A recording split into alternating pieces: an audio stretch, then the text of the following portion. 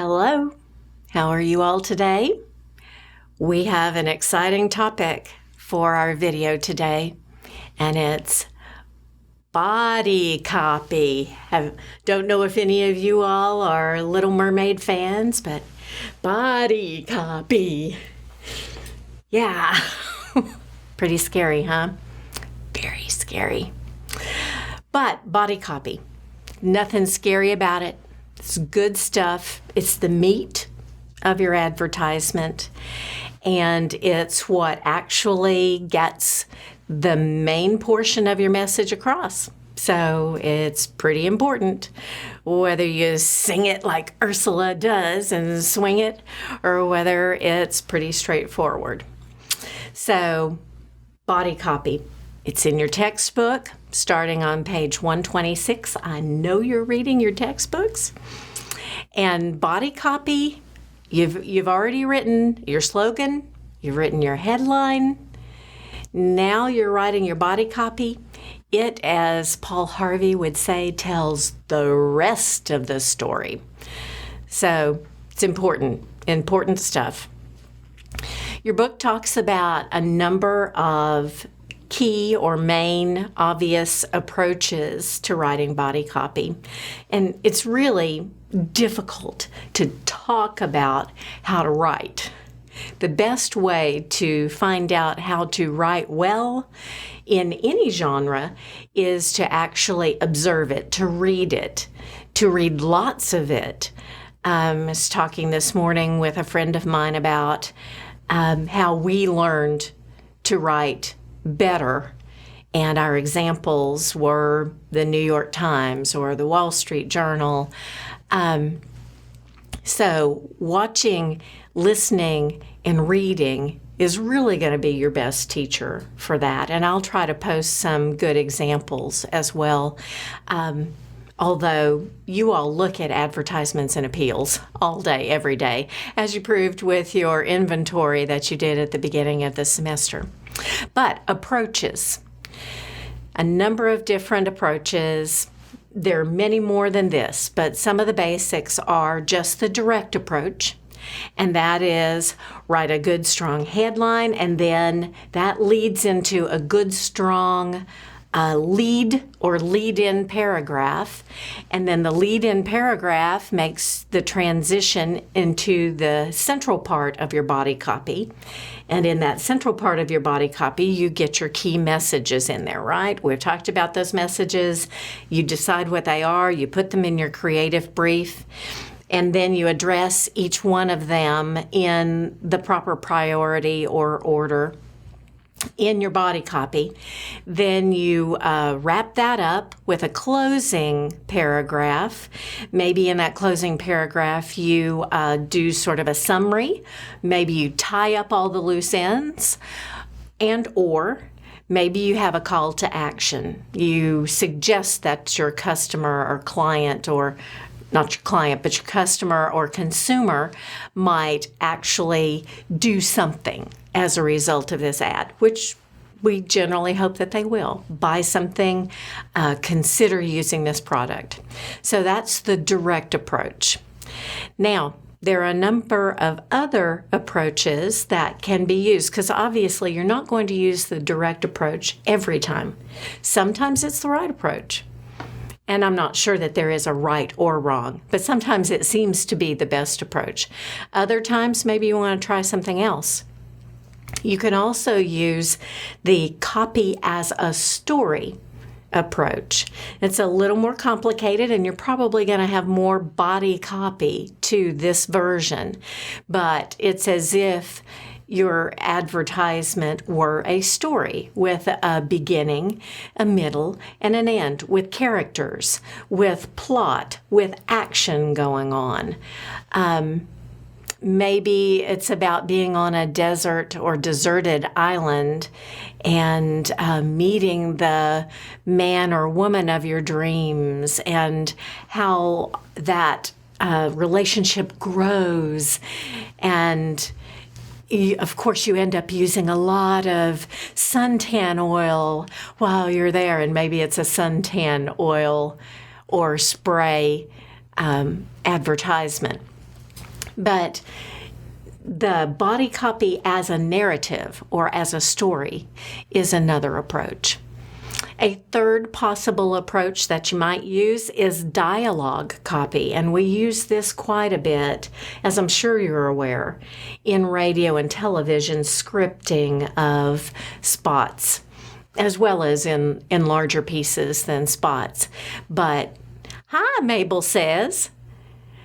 Hi, Julianne. How are you today? My, I like that pretty shirt. How do you get it so white? Well, Mabel, I use boom, kaboom to get it white. The dialogue version of things where you have two or more people talking to each other. Again, we use that mostly in radio or TV scripting, but there are other times that might be used as well in other platforms. Then you might use bulleted body copy. Excuse me. We know that bulleted copy is quick and easy to read and digest. So sometimes it's the best way to lay out the numerous options that you're trying to share with your reader or your viewer. In the PowerPoint that I did for headlines, there was an Oktoberfest advertisement. I thought you all might enjoy that. Some of you all might enjoy that. And it listed the 100 brands of beer that would be available at the Oktoberfest. That would be a bulleted list. Maybe you're going to list the benefits of the product quickly, easily digestible, a bulleted list. Or maybe you don't literally use bullets. Maybe you use it in a different visual way. But a bulleted list can be very effective. And probably doesn't take as much crafting as, for instance, the narrative copy as a story, or even the standard approach. But that doesn't mean you need to use it every time because it's easier to do. It doesn't always serve the purposes of your creative brief and of your objectives. You could also, another approach is poetic copy. Now, obviously, writing a poem of sorts is not going to be usable or wise in that many situations, but every now and then you've got an advertisement that just seems to cry out for it. Your textbook mentions Norwegian cruise lines, and the fact that they often use sort of a poetic form for their advertisements. And it's a little cheesy, but with all the images, the fantastic images that go with it, you can just sort of picture it. It's different out here. I will put first things last. I will study a sunset. I will be naked more. I will memorize clouds. It just makes sense for a cruise line, doesn't it? With all the sunset pictures, and anytime you can get naked, the word naked into your copy, that's a big plus because that gets people's attentions, doesn't it? When I said naked, didn't everybody look up? They're probably going, what is she talking about in there? Surely she is not getting naked. And thank God I'm not. So those are some of your options for approaches, some of the main options, but there are so many variations on those themes, and creativity obviously is what we're aiming for here. So I'm not going to say the more creative the better, because sometimes just being straightforward is the answer, as David Ogilvy in that PowerPoint that I talked about, he says sometimes the best course is to just be straightforward and get the message across and make it clear And so that you don't have to quibble around with cleverness and people trying to figure out exactly what you're getting at or why you did what you did in that advertisement. Sometimes I puzzle over that, don't you? I mean, I'm like, what does that have to do with crackers? Yeah. I don't know. They were just trying to get the word naked in there, I think.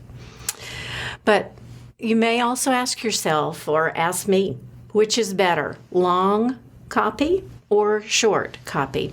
Well, obviously, it's going to change from situation to situation. Maybe for some highly visual advertisements, short copy is the thing because the visuals take care of it for you. Maybe you have a story to tell. Maybe someone's story. Maybe it's the story of a new medicine that's saving lives. Maybe it's the story of a person whose life has been saved. So sometimes there is a story to be told, and that might take some copy. Other times, maybe you don't need any copy at all, and the visuals handle it themselves. You're going to have to make that call yourself, and or your bosses or the folks who put together the creative briefs that they hand you to write the copy for. Now, your textbook also talks about some guidelines for writing effective copy, and there's some overlap here between this and my good writing video, where I just gave you some of my personal tips to good writing. But it's not going to hurt. Repetition is one of the ways that we actually remember and learn things. So if I repeat myself, I hope you'll forgive me, but that you'll just take it as an opportunity to better understand. Some guidelines for effective copy. I think this is a great one, and this is where your textbook starts, and that is love your product. And I think it's not only love your product, but know your product. Do all the research that you need to do, find out as much as you possibly can about your product, and I ask you to do that, and I will be asking you to do that more and more this semester as you gather the research and information and background on your products that you're going to be writing copy for. But love it. Know it. It shows. When you don't know it, it shows, and it shows in a not good way. So David Ogilvy said that there are no boring products, only boring writers. And you can tell when a writer is not interested. It shows. Also, another suggestion from the folks who wrote your textbook, and that is don't try to squeeze everything into one ad. Choose your key messages in your creative brief writing, whether you do that with a group or whether you're doing that on your own. Choose your key message or messages, and then stick to those. Don't feel like you have to transmit too many concepts in one ad. That is just going to water down the effect of the advertisement. So keep it simple and direct, and one single point is much more powerful and effective than many points kind of tossed out all at one time.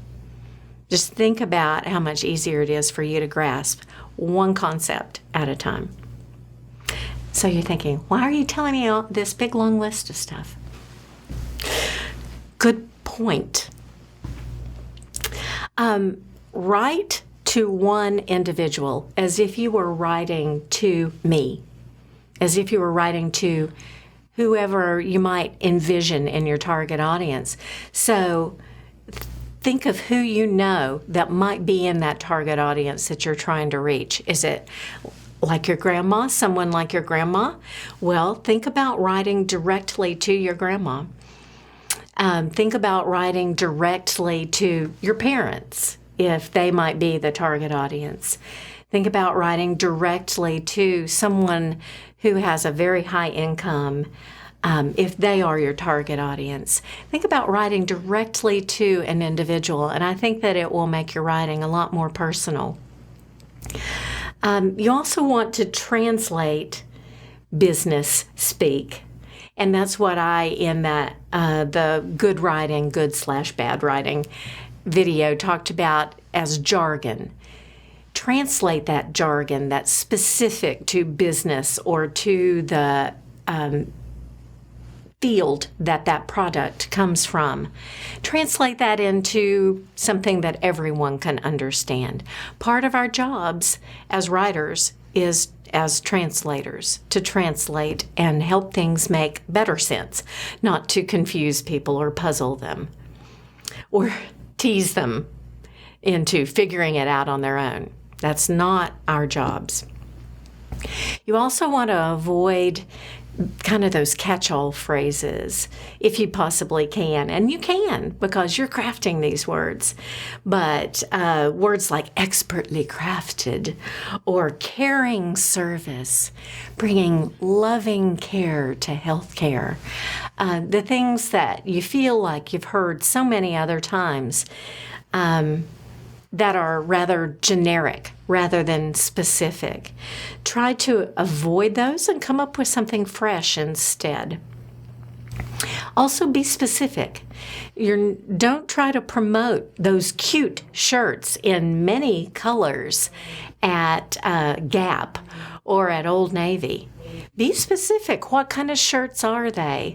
Are they crop top shirts? Are they scoop neck shirts? Are they long sleeve shirts? Exactly what kind of shirts are they? And in what colors are they? Neon colors or summer colors or soft pastels, or tell us a little bit more about it. Be specific, because you can. And people are more attracted to the specifics than they are to the generic. It's going to be tough, the next suggestion, but don't brag. It might be informational to say that this hospital is in the top 100 heart hospitals in the nation. And that's good information to share. But be careful about we have the best employees and we have the best doctors and we are the best this or that, or the most beautiful, or, I mean, it's like calling yourself beautiful. Are you going to do that? No, probably not, because that seems vain. It seems self-serving. So be careful about the bragging. Be cautious about that. It's a very fine line that we walk in advertising between information and bragging. You also want to try to use present tense and active words, verbs especially, as much as you can in your writing, in advertising or in any kind of media, because those are going to appeal to people more. Use the juicy words. Instead of picking is, was, were, pick jumped, flapped, flew, soared, swam, dug. Use the action words instead of the pablum words like it looked or it seemed or it is or was. What is it? Give us some action words and keep it as present tense and as active as possible. That's going to make your verbiage, your body copy much better. Also, you want to use transitions between thoughts. And this is very much something that I'm sure you've heard probably as long as you've been writing. They probably started talking to you about that in elementary school. Certainly, I'm sure your high school teachers talked about transitions in writing essays, and I know your college teachers did. So don't forget that you need to make every sentence transition to the next sentence. Every thought make a transition to the next thought. And you want to provide those things for your readers or your viewers or your listeners so that it doesn't feel choppy to them or bumpy or uncomfortable. You want their listening and their reading to be smooth. So add those transitions between thoughts. A nevertheless, or because, or therefore, in addition, next, they do this, and then this happens, and finally, that happens. Those transitions make their reading so much easier and your copy so much more effective. So don't forget those transitions. It's easy to do because when we're writing text messages or typing in an email, many times we just kind of use the short version. That's not what we're doing in advertising. Yes, we want to keep it brief, but we still want to make the reading smooth. So don't forget the transitions. They're very important. Avoid cliches. We've already talked about those fairly extensively. And I like to always joke and say, avoid them like the plague. Because the grass is always greener on the other side. And they were selling like hotcakes. Stay away from those cliches. If you've heard it before, keep your nose to the grindstone and get rid of those cliches. I know you can do it. Write something fresh, something new, something different in a way that it's never been said before. It's going to be a lot more effective. You also want to, and good writers in any genre do this. You've heard this in I'm sure, in your English or literature classes. They vary the lengths of the sentences. You want to do that in advertising copy as well, especially in these copy formats that might be like a story or a direct approach where you have a pretty solid piece of copy in the center of your advertisement. Short sentences and long sentences, vary them. A short sentence is punchy and gets attention, maybe adds a pause and a drama to things. Then the longer flowing sentences will sort of lull them into a feeling or an emotion, but then you can stop it with a short sentence. Music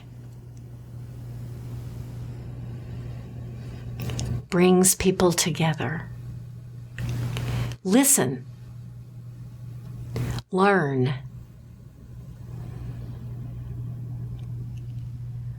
Look at the things in life that will make you happy. I know that's some really bad writing. Don't ever write anything like that. So it was extemporaneous. But vary those short and long sentences and use the short sentences to arrest the listener or the reader's attention. And then the longer sentences to connect and add detail. And that's very effective writing.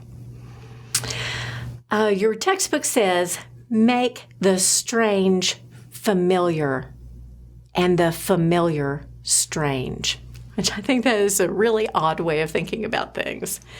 But make things that are strange and unusual familiar. In other words, explain them, translate them, help people understand them better.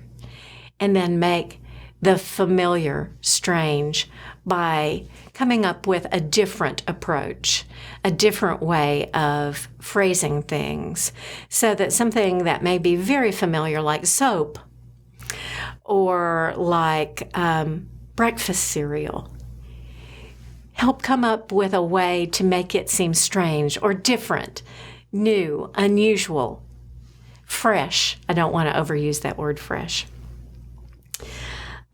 Write out loud is one of the suggestions in your textbook, and I think that that's great. Literally, as if you're talking to the customer. Make it speak to them. Don't feel like you have to be stuffy. Because one of their other suggestions is use contractions. Feel free. You're free to use contractions in this kind of writing because it's conversational. So do that. Don't be constrained, because I know your English teachers and many of your teachers along the way, maybe journalism, have said no contractions. No contractions. Too familiar. Well, we want to sound familiar. We want to sound comfortable, conversational, friendly, like a friend talking with the consumer. So go ahead, use your contractions. Have at it. Add them in there. Add those apostrophes. And a great suggestion, and I can't recommend this too highly, is to pay attention to every word that you write. Don't slap words down there. I know sometimes you have to write your assignments quickly. Maybe you've waited till the last minute. Maybe you just don't have a lot of time to do it. Maybe you're juggling a lot of things. But when you write advertising copy, especially because we don't have a lot of room for a lot of copy, because we've probably got to add visuals, add headlines, add the slogan, add a logo. So every word counts. So don't use the vague, meaningless words. Don't use the first word that comes to your mind necessarily. Become a wordsmith. Choose your words carefully. Today I was trying to write just a description for a video that we were posting on ETSU's YouTube. And the first thing I typed out was, Mary B. Martin School of the Arts brings together a season of blah, blah, blah. Or brings together threads of a season of culture, etc. And I went, brings together. There's got to be a better word than brings together. I went back and thought about it, and intertwines came to my mind. Intertwines, threads, and you can just see the threads of these diverse programs coming together with the word intertwines. Whereas brings doesn't really mean much of anything. It doesn't give me a visual at all. So choose your words carefully. Every word counts. They really do. Then test your copy. Try it out. Just read it out loud to yourself. If you stumble over something, and I think I mentioned this in the good writing video as well, if you stumble over something, well, it probably needs to be rewritten. That means somebody else is going to stumble over it too. Then find some guinea pigs, your roommate, your boyfriend, your girlfriend, your parents, your grandma, your dog. Your dog's probably not going to be as discerning, perhaps, as grandma or as your little sister or brother. Try out your copy on some people. Get their feedback and be open to their feedback. I've already, this semester, had a student who seemed offended by feedback. Not in your class, so don't worry about that. But is it me? Oh no. Don't be offended by the feedback. That's going to help you. Editing your own copy is important.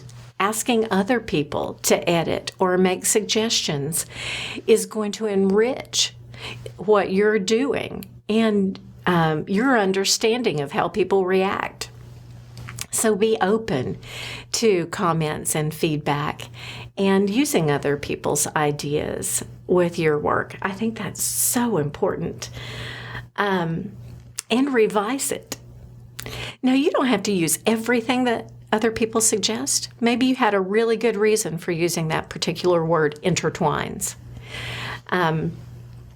But be open to it and do not hesitate to revise. Don't be happy with the first thing that you slam out there.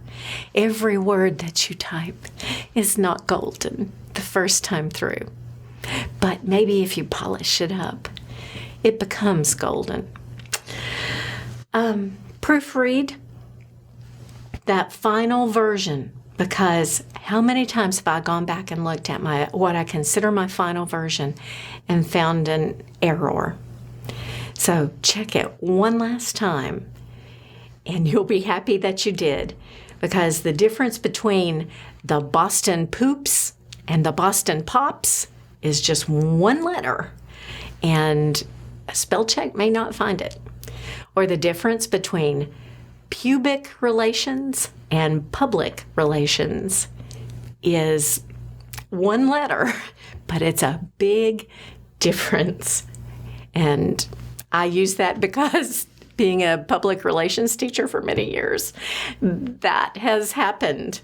I can't say that I've ever sent it out, but I have seen it where other people did not proof their work. So proof it. You'll be glad that you did. So the fewer words, the more succinct you can be, the more cautious and careful you can be about every word that you choose, making sure that your key message is in there, and then your secondary and tertiary messages if you've chosen to include those. But keep it simple and clear, and craft it carefully and lovingly. Know your product, be able to explain it, and get the word naked in there as often as you can. Just teasing. But it works for Norwegian Cruise Lines and many other people. And then you'll have some good body copy.